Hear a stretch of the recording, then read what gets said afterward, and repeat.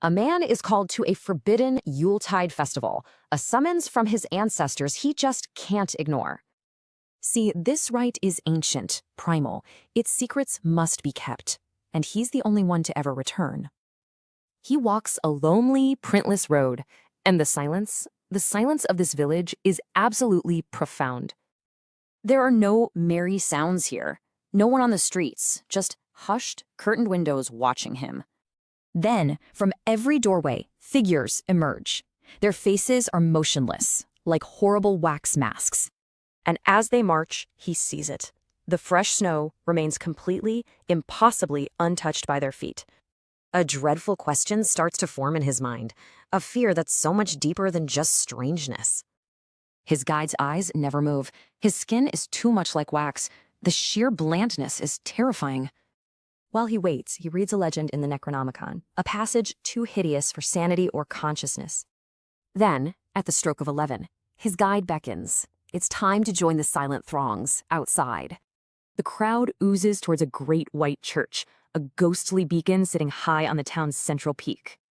And right then, the last shred of normalcy is just gone. He's crossed over into the swarming darkness. They descend endlessly, past dripping stone, into a shocking blackness where even footfalls make no sound.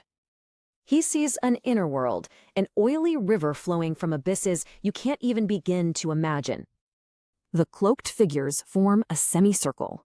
They're performing the Yule rite, a ritual older than mankind itself.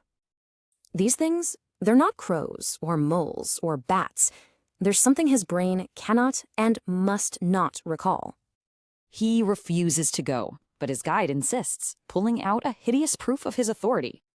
This watch, it's a link to a past that should be dead and buried, but somehow it's right here.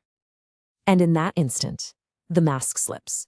The final, mind-shattering horror is finally revealed. They aren't ghosts. They are things that have learned to walk, that really, really ought to crawl. It is his only escape from a truth that would utterly annihilate his sanity. No other choice. He wakes up in a hospital. They say his terror is just delusion, a simple fall, a psychosis. But reading that hideous chapter again only confirms the truth. He doesn't care what the footprints say. He was there.